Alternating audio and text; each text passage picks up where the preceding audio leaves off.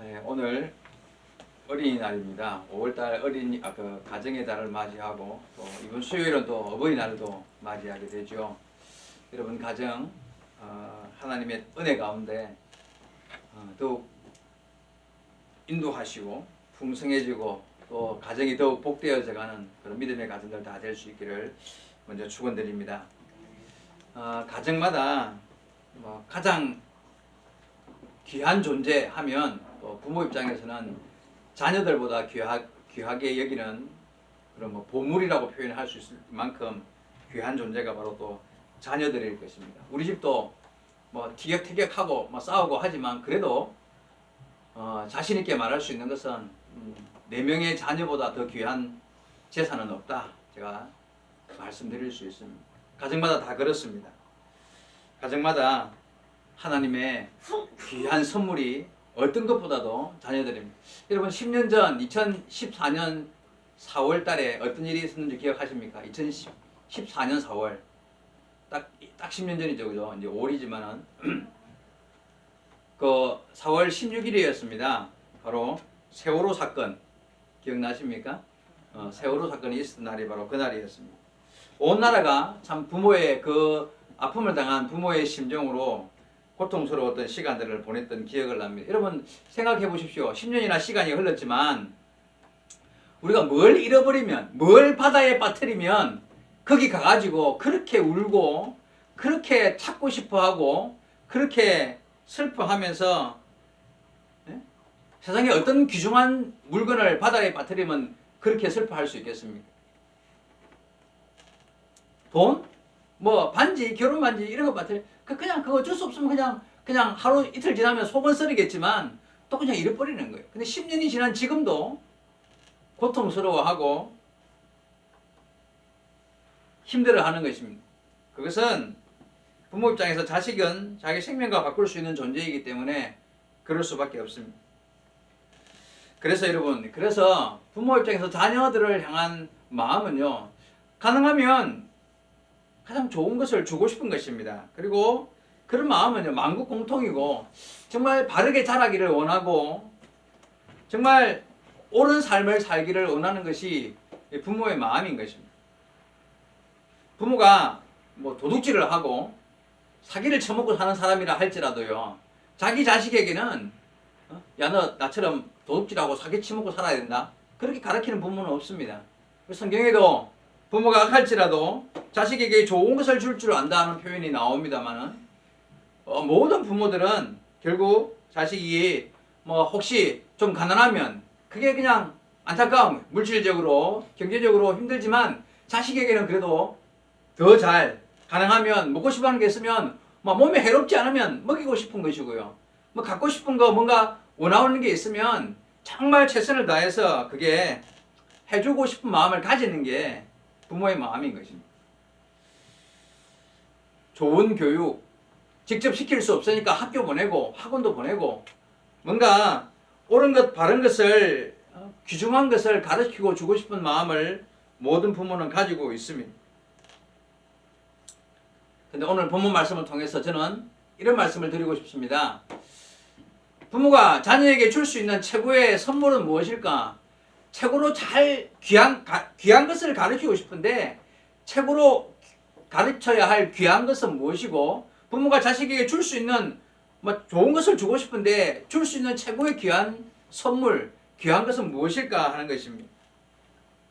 그리고 우리 학생들, 청년들 여러분들은 내가 부모에게 받을 수 있는 것 중에 가장 귀한 것은 무엇일까? 내가 무엇을 물려받아야 될까? 하는 그런 마음으로 오늘 말씀 속에서 가장 귀한 것, 내가 받아야 할 것, 받고 싶은 것, 주고 싶은 것, 줘야 할 것, 부모 입장에서, 자녀 입장에서 그런 것이 무엇인지를 오늘 말씀 속에서 한번 찾을 수 있는 그런 귀한 시간이 될 수 있기를 바랍니다.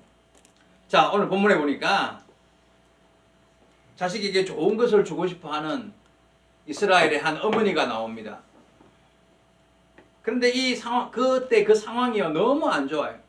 3년 6개월 동안이나 지금 비가 내리지 않는, 흉년이 들어있는 그런 극심한 환경이 좋지 않은 상황에 놓여 있었습니다. 모든 나라가 그랬습니다. 모든 그 지역이 다 그런 고통 속에 살고 있었습니다. 온 나라가 목마르고 굶주려가는 그런 최악의 상황이었. 게다가 이 가정은 이제 어머니가 빨리 남편을 잃고 아들 하나를 키우고 사는 더더욱이나 힘든 가난한 그런 가정이었습니다.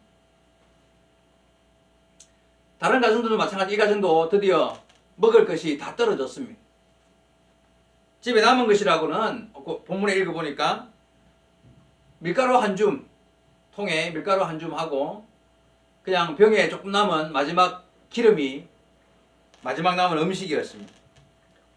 이 어머니는 밖으로 나가서 나뭇가지를 주워 모았습니다. 이유는 그 마지막 남은 음식 이제 불을 피워서 만들어서 마지막 음식을 먹어야 했기 때문에 무거운 마음, 힘든 마음이었을 것입니다. 근데 그때 나뭇가지를 줍고 있는 그 한 여인에게 엘리야 하나님의 선지자가 나타났습니다. 하나님께서 그 여인에게 가라고 보냈습니다. 그래서 거기 가서 음식을 얻어먹으라는 거예요. 하나님께서 보내었기 때문에 그 가정을 드디어 방문을 했습니다. 8절 읽었던 본문 8절과 9절을 한번 보겠습니다.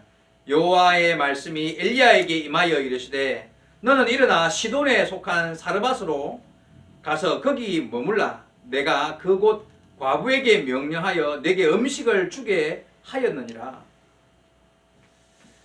좀 넉넉한 부잣집에 좀 보내시지.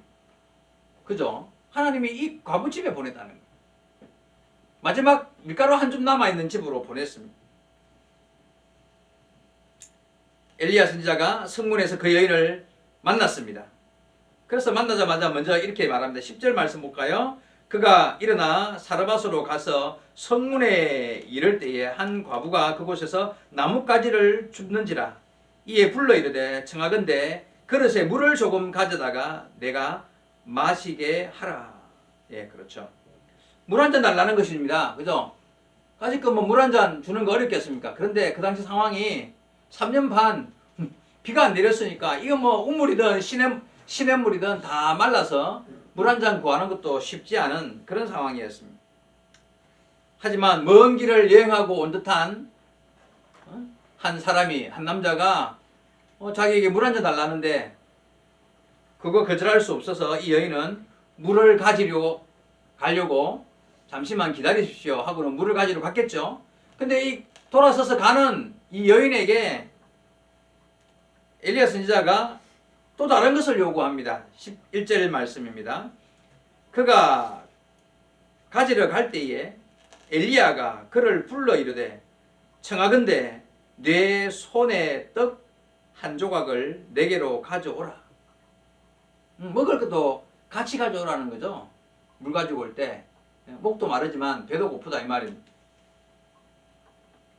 여러분 뭐라고 대답해야 될까요? 이 여인이 지금 나뭇가지를 줍는 이유가 슬프고 힘든 마음으로 마지막 통에 남아있는 밀가루 한 줌 그거 가지고 마지막 자그만 떡 만들어서 내일 아침에 먹고 죽어야 되는데 내일은 이제 먹을 게 없으니까 그런 마음으로 지금 나뭇가지를 줍다가 한 남자가 와서 자기한테 물을 달라 그래서 그래 내가 물은 한 잔 대접해야지 하고 돌아서 가는데 떡도 달라는 거야. 여러분 뭐라고 이 여인이 대답해야 될까요?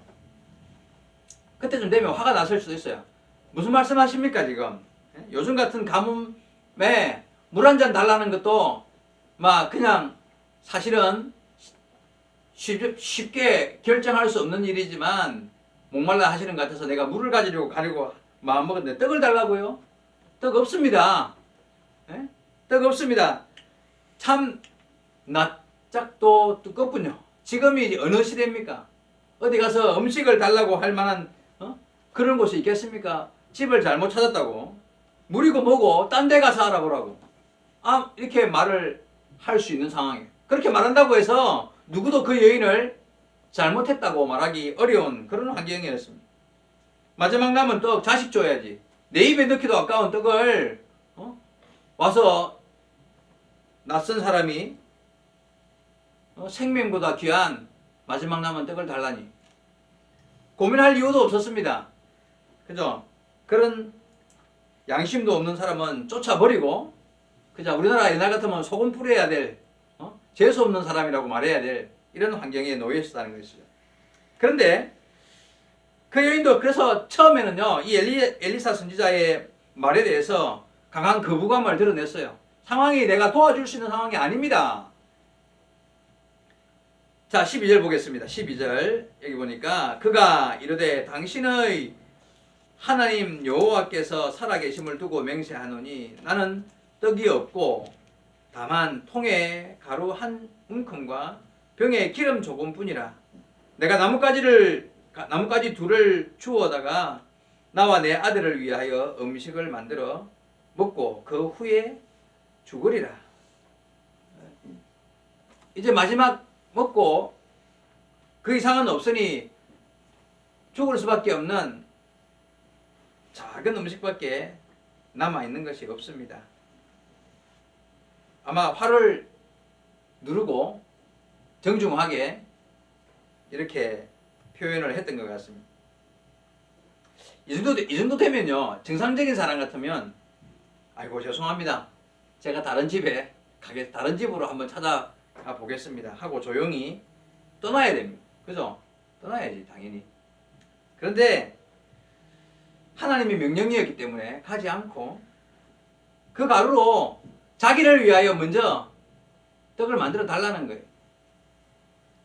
아니, 가루가 얼마나 많은지 모르겠어요. 내 생각에 이 정도 한 대박은 아니겠죠. 그죠? 한 줌이라고 했으니까 아마 주먹만 하다. 그 주먹만 하는 것도 사실 떡을 만들면 얼마나 만들지 모르겠지만 주먹보다 더 작을 수 있는 거고.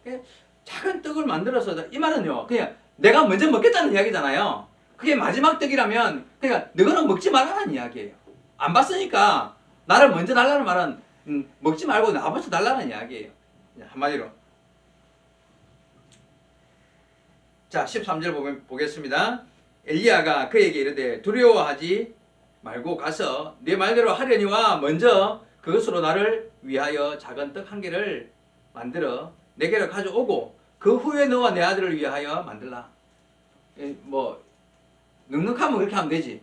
근데 이게 마지막 떡이면 네가 먹고 네 아들 먹기 전에 나에게 달라는 이야기입니다. 그리고는 하는 말이 14절에 이스라엘의 하나님 여호와의 말씀이 나 여호와가 비를 지면에 내리는 날까지 그 통에 가루가 떨어지지 아니하고 그 병에 기름이 없어지지 아니하리라 하셨느니라. 이 하나님의 명령, 하나님이 말씀하신 예언, 하나님의 뜻을 이렇게 전하게 됩니다. 그렇게 말은 들었지만 이게 이해되기 어려운 말씀인 거예요. 어디를 가도 나에게 먹을 것을 주고 여기 통에 가루를 가득 채워주고 병에 기름을 채워줄 만한 사람은 없다는 이야기예요. 그죠? 그런 게 있었으면 진작에 가서 구해왔겠죠. 그런데 이 말을 들은 여인이 그 상황 속에서 엘리야 선지자의 말에 순종하게 됩니다. 여러분, 이 일이 바로 순종한 이 일이 놀라운 일이에요. 상식적으로는 이해 안 되는, 도저히 이해할 수 없는 그런 일이 됩니다. 그 마지막 남은 떡을 그 처음 보는 나그네에게 대접하기로 결심했다는 이야기잖아요. 그죠? 자, 여러분, 좀 더 생각해 봅시다. 나뭇가지를 가져다가 이제 집에 가서 불을 지폈어요. 그죠? 지피고 마지막 남은 가루에다가 물을 붓고 반죽을 해서 기름을 넣어서 마지막 떡을 만듭니다. 마지막 한 개 남은 거예요. 배고픈 아들은 그것이 마지막 떡이라는 사실을 알고 있었습니다. 그죠? 어머니가 그 떡을 만들어서 다 굽고 나면 자기에게 줄 것도 알고 있었습니다. 배가 고프니까 불을 피워서 냄새가 올라오니까 더 부엌 쪽으로 눈이 가는 거예요. 아들도. 그죠? 드디어 어머니가 마지막 떡을 구워다가 그릇에 담고 가지고 옵니다. 그런데 어머니가 그 떡을 들고 자기 앞을 지나서 그 낯선 사람에게다 갖다 주는 거예요. 이해하기 어려운 사람. 그렇게 나를 사랑하고 아낌없이 모든 것을 주셨던 어머니인데 저 사람이 누구지? 아버지는 돌아가셨고 아버지는 아닌데 내가 아들인데 나한테 왜 어머니의 행동이 이해되지 않았습니까?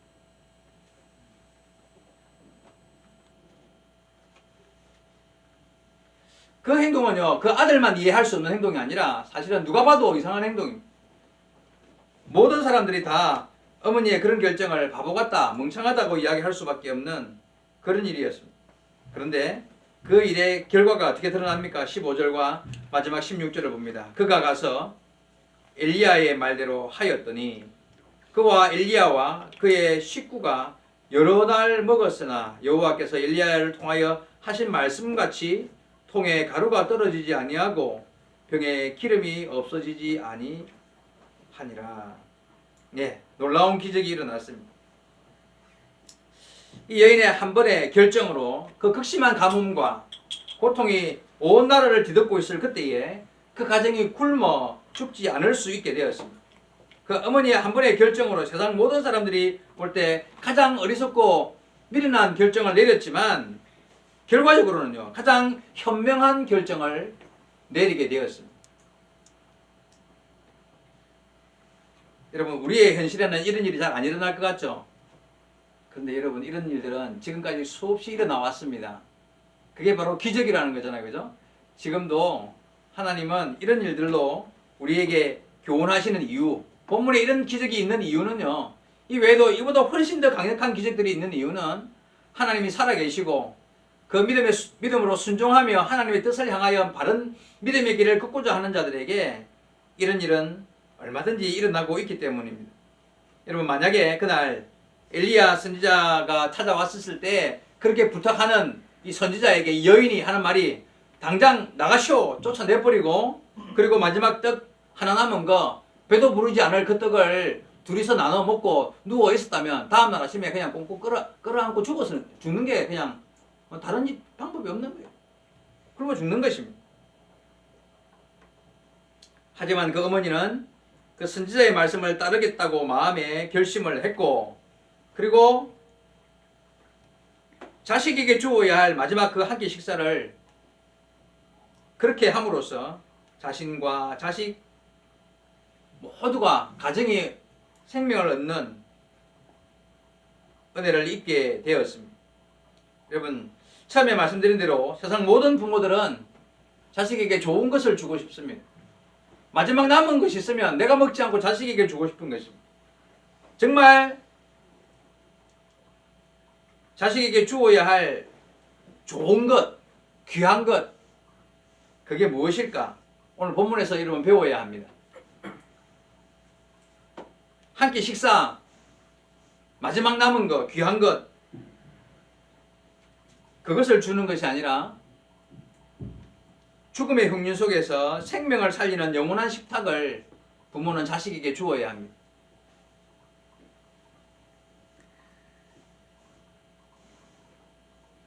우리는, 여러분, 부모된 우리는 자식에게 오늘 한 끼 식사가 아니라 영원히 배부를 수 있는 것을 주어야 합니다. 부모는 그렇게 노력해야 됩니다. 본문의 여인처럼 자식에게 하나님의 말씀을 순종하고 따르는 것이 최고의 생명으로 가는 길이라는 사실을 가르쳐야 합니다. 세월이 많이 지난 이후에, 아마 얼마 좀 지난 이후에 그 어머니는 자식을 앉혀놓고 이런 말을 할 수 있었을 것입니다. 얘야, 너 그때 그 일 기억나냐? 우리 집에 가루가 다 떨어지고 마지막 한 줌 남았을 때, 기름 한 방울 남았을 때, 그때 우리 선지자님이 우리 집에 찾아왔을 때 물과 떡을 요구하는 그 선지자에게 내가 그렇게 대접했던 거 너 기억나냐? 나는 그때 기껏해야 너에게 마지막 떡 하나 구워줄 수밖에 없는 가진 것 없는 어머니였어. 그런데 하나님 의지하고 하나님 말씀 순종하는 마음으로 그때 내가 그렇게 했는데 어떻게 됐냐? 너 우리 지금까지 살아있지 않냐? 하나님의 기적이야. 너 앞으로 살아가는 동안에 네 입에 먼저 넣고 네가 먼저 네 먼저 생각하는 것보다 하나님 섬기고 하나님 의지하고 하나님 말씀 순종하는 게 얼마나 중요한지 너 그때 배웠지. 너 앞으로 그렇게 살아야 돼. 철저하게 하나님 의지하고 하나님의 은혜를 사모하고 말씀에 순종하고 살아가는 거 우리가 체험하지 않았냐. 그렇게 살아라. 아마 그 어머니는 그 아들에게 그 이야기를 했을 것입니다. 시간이 좀 지난 이후에. 나는 너를 사랑하지만 너를 지켜줄 수 없고 도울 힘도 없는 연약한 어머니지만 네가 하나님을 의지하고 말씀에 순종하고 살기만 하면 네가 어떤 환경에서도 하나님은 너에게 지난번 그런 기적을 베풀어 주셨던 것처럼 네 삶을 인도하시고 이끌어 가실 거야. 철저하게 하나님 은혜 안에 살도록 해라. 아마 그런 교훈을 하셨을 것입니다. 이런 부모는, 모든 부모는 자식에게 이것을 가르쳐야 합니다. 자식에게 물려줘야 할 것이 음식이나 떡이 아니라 자식에게 물려주고 먹여야 할 것은 바로 이것을 심어줘요. 내 삶으로 함께 기적을 체험하고 경험한 그것으로 자식에게 이 사실을 심어줘야 합니다. 여러분 자식된 우리 자녀된 여러분들은요, 부모에게 물려받아야 할 것이 재산이 아니라 이 사실을 삶으로 물려받아야 합니다.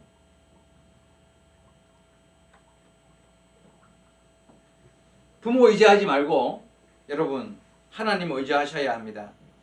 오늘부터 눈에 보이는 부모보다 100배는 더 하나님 의지하겠다고 결심하시기 바랍니다. 여러분 부모 의지하면 별로 좋은 것 물려받기 어렵습니다. 여기에 재벌 아무도 없고요. 뭐 넉넉하게 재산 물려줄 수 있을 만큼 모아놓은 부모 없습니다. 여러분의 부모님이 여러분을 너무 사랑하고 모든 것을 주고 싶고 정말 아낌없이 주고 싶어봤자 기껏 할 수 있는 것은요, 오늘 본문에 나오는 이 여인처럼 밥 한 끼도 제대로 여러분한테 줄 수 없는 그런 연약한 부모들, 저도 마찬가지입니다. 그래서 진실로 모든 것을 도우시고 살리시고 베푸시는 분은 하나님 한 분밖에 없다는 사실을 기억하고, 저와 여러분, 저를 포함한 모든 여러분의 부모님이 오늘 이날을 맞이해서 여러분에게 가장 가르치고 싶은 것, 이것이 바로 오늘 이 말씀이라는 사실을 기억하셔야 합니다. 부모 의지하지 말고 너 하나님 철저하게 의지해라. 내가 줄 수 있는 것 없다. 하나님이 너에게 주실 수 있는 것, 이 세상 모든 것이라도 주실 수 있는 분은 하나님이시니 하나님 의지하고 살아라. 이게 오늘 여러분 들어야 할 하나님의 음성입니다. 부모의 음성입니다. 어버이날을 맞이하고 또 가정의 날을 맞이해서 부모가 여러분한테 가르치고 싶은 것은요, 저를 포함한 모든 부모가 여러분한테 말하고 싶은 것은 나 의지하지 말고 하나님 의지하라는 이야기예요. 제가 처음에 말씀드렸던 그 세월호 이야기 있잖아요. 10년 전 2014년 4월 16일 그날 세월호 사건으로 304명이 그 좌초되어서 배 안에서 목숨을 잃었습니다. 제주도로 수학여행 가던 경기도 안산의 단원고등학교 학생들이 가장 많았었죠. 그때 추모 예배를 드리고 그 시신을 이제 마지막 염한다고 그러잖아요. 닦아가지고 이 염할 때 같이 계셨던 한 목사님께서 이런 말을 하셨었습니다. 아이들이 그 뱃속에 갇힌 배 안에서 얼마나 살아보려고 애를 쓰고 벽을 막 긁었든지 아이들 손톱이 다 빠지고 손가락이 부러지는 아이들이 많았대요. 마지막 순간에 그 막 물이 차오르니까 막 벽에 붙어가 이렇게 긁었을 거 아니에요. 그 손톱이 다 빠지고 손가락이 부러지는 아이들이 많았다는 거예요. 얼마나 고통스러웠을까요? 얼마나 고통스러웠을까요? 그런데 그 시간에 엄마 아빠는 뭐 했을까요? 모르지 뭐. 집에서 TV 보고 있었거나 친구 만나서 커피나 마시고 있었어요. 여러분 부모님이 도와줄 수 있는 상황이 아니, 옆에 있어서도 도와주기 어려운 그런 일들은 세상에 얼마든지 있어요.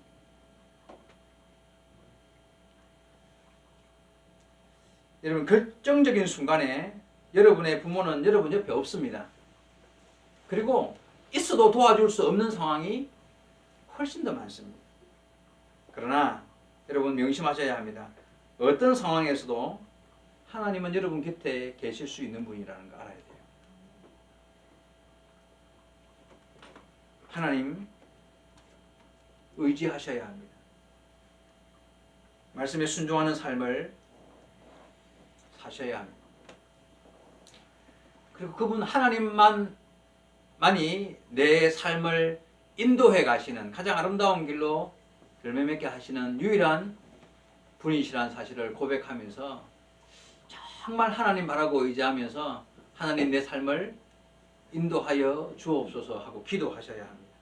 오늘 본문에 마지막 남은 음식을 이제 그 아이에게, 자기 아들에게 주고 싶었던, 누구에게도 주기 싫었던 그 음식을 준비해서 먹으려고 했던 이 어머니가 마지막 남은, 사실은 그 음식은 마지막 남은 생명과 같은 것이죠. 마지막 남은 재산이고 마지막 남은 건강이고 마지막 남은 시간이었습니다. 여러분, 우리의 삶 가운데 생명, 재산, 건강, 시간, 이거보다 더 중요한 게 있습니까? 그것도 마지막 남은 거라면 더 귀하겠죠, 그죠? 그런데 그것을 여러분 앞으로 여러분에게 있는 그 귀한 것으로 무엇을 먼저 최선을 다해 해야 할 일을 무엇이라고 생각해야 될까요? 지금 시간, 건강, 돈 가지고 있는 것으로 먹고 마시고 즐기고 놀러 다니고 그러고 싶습니다. 그죠? 그런데 그게 복 아니에요. 오늘 본문의 마지막 남은 생명 같은 떡, 전 재산, 건강과 시간을 하나님의 은혜를 향하여 내어놓았던 그 어머니가 자식을 살리고 자기도 살고 결국 하나님의 기적을 체험하게 되었다는 걸 기억하셔야 합니다. 이 말을 오해하면 아이고 목사님이 마지막 남은 거 헌금하란다, 그런 이야기입니까? 그런 거 아니에요. 여러분 잘 생각하셔야 합니다.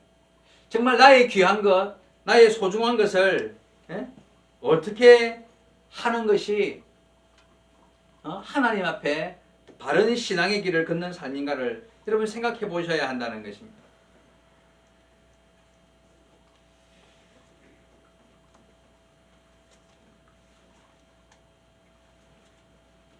오늘 말씀 속에서 이 어머니께서 하나님의 말씀에 순종하기로 결정을 하고, 그리고 그 순종하는 그 순종 때문에 가정이 생명을 얻는 귀한 은혜를 입게 되었다는 사실을 우리는 명심하셔야 합니다. 하나님을 의지하셔야 합니다.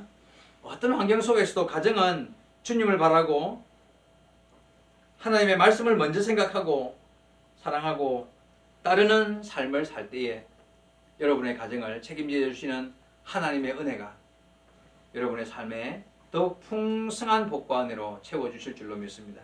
우리 예바다교회 모든 성도들의 가정이 이와 같은 은혜 안의 삶을 살아갈 수 있게 되기를 주의 이름으로 축복합니다. 아멘. 기도하시겠습니다. 주님 감사합니다. 이 시간 말씀 속에 기록된 한 어머니의 결단의 그 결정의 일을 통하여서 결국 그 가정이 모두가 다 고통당하는 가운데에서 생명을 유지하는 그 은혜의 기적을 바라볼 수 있게 되었습니다.